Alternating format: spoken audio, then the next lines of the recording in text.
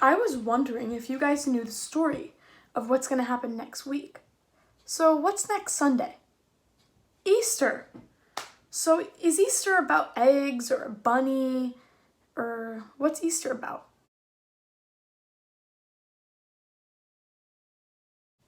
Right, Easter is about Jesus. So it's not always the happiest beginning to this story because Jesus had to suffer a lot, but it's a very happy ending, and that's why I want to tell you guys the story. The best part about the story is it's true, and it matters to each and every one of us. So Jesus had his last supper with his friends,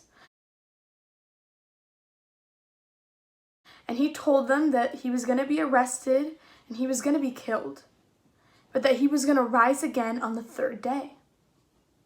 He was being arrested by the Roman soldiers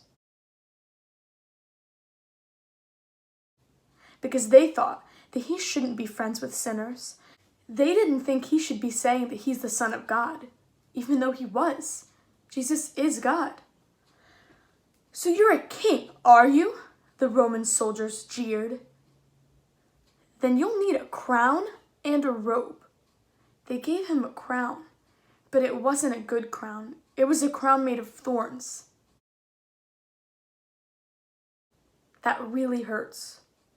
And they put a purple robe around him, and they pretended to bow down to him. "Your Majesty," they said, and they whipped him and they spit on him.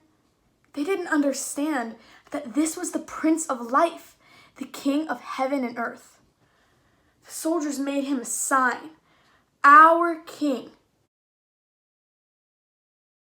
and they nailed it to a wooden cross to make fun of him. They walked up the hill outside the city. Jesus carried the cross on his back.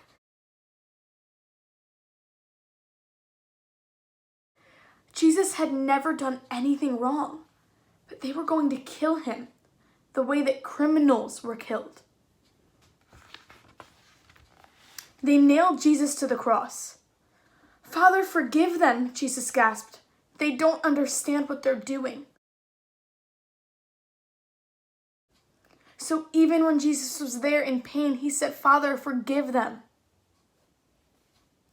"You say you've come to rescue us," people shouted, "but you can't even rescue yourself." But they were wrong. Jesus could have rescued himself. A legion of angels would have flown to his side if he'd called. "If you were really the Son of God, you could just climb down off that cross," they said. And of course they were right. Jesus could have just climbed down. Actually, he could have just said a word and made it all stop. Like when he healed that little girl, or when he made the storm stop, or when he fed 5,000 people. But Jesus stayed. You see, they didn't understand. It wasn't the nails that kept Jesus there. It was love. "Father," Jesus cried, frantically searching the sky. "Father, where are you? Don't leave me." And for the first time and the last, when he spoke, nothing happened. Just a horrible, endless silence. God didn't answer. He turned away from his boy, because that was the only way that Jesus was going to die for our sins. Tears rolled down Jesus' face, the face of the one who would wipe away every tear from every eye.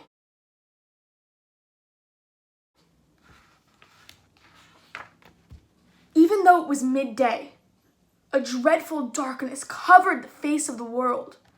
The sun could not shine. The earth trembled and quaked. The great mountain shook and rocks split in two, until it seemed that the whole world would break, that creation itself would tear apart. The full force of the storm of God's fierce anger at sin was coming down on his own Son instead of us.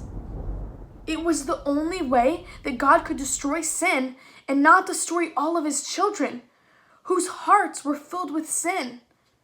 Our hearts are filled with sin. Then Jesus shouted out in a loud voice, "It is finished."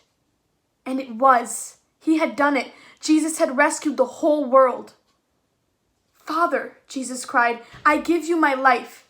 and with a great sigh, he let himself die. Strange clouds and shadows filled the sky, purple, orange, black, kind of like a bruise.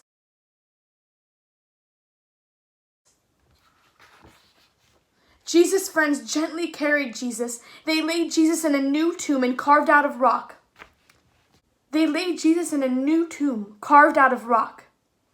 How could Jesus die? What had gone wrong? What did it mean?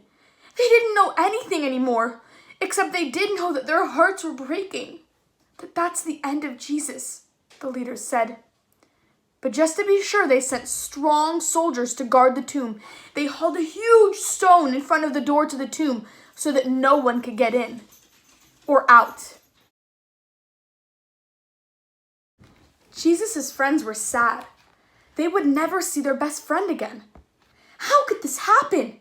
Wasn't Jesus the rescuer, the king that God had promised? It wasn't supposed to end like this, but it was. And just before sunrise on the third day, God sent an earthquake and an angel from heaven. When the guards saw the angel, they fell down in fear. The angel rolled the huge stone away and sat on top of it and waited. At the first glimmer of dawn, Mary Magdalene and other women headed to the tomb to wash Jesus' body. That's what they would do after someone died. The early morning sun slanted through the ancient olive trees, drops of dew glittering on leaves and grasses, little tears everywhere. The friends walked quietly along the hilly path, through the olive groves, until they reached the tomb. It was wide open. They peered through the opening into the dark. But wait, Jesus' body was gone. But that didn't make sense. Didn't you see the stone? And something else. A shining man was there, with clothes made from lightning. "Don't be scared," the angel said. But they couldn't help it. They screamed anyway. The angel asked them, "What are you doing here? This is a tomb, and tombs are for dead people." The women couldn't speak. "Jesus isn't dead anymore," he said. "He's alive again." And their hearts leapt. And then the angel laughed with gladness that they felt for a moment as if they'd woken from a nightmare. The other women rushed home, but Mary stayed behind.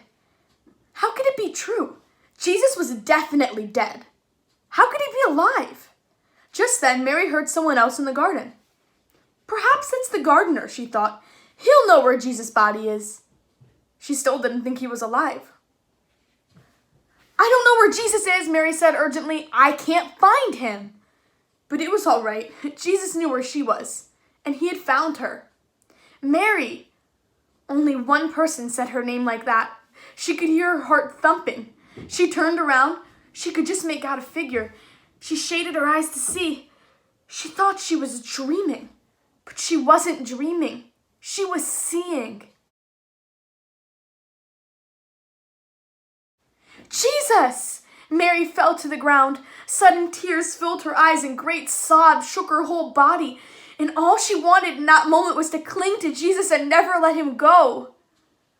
"You'll be able to hold on to me later, Mary," Jesus said, "and always be close to me. But now, go and tell the others that I'm alive." Mary ran all the way to the city. She'd never run so fast or so far in all her life. She felt like she could have run forever. She didn't even feel like her feet touched the ground.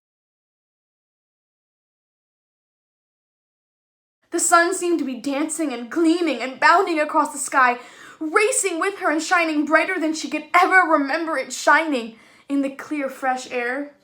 And it seemed to her that morning as she ran, almost as if the whole world had been made new. Almost as if the whole world was singing for joy. The trees, tiny sounds in the grass, the birds, her heart. Was God really making everything sad come untrue? Was he making even death come untrue? She couldn't wait to tell Jesus' friends. "They won't believe it," she laughed. She was right, of course.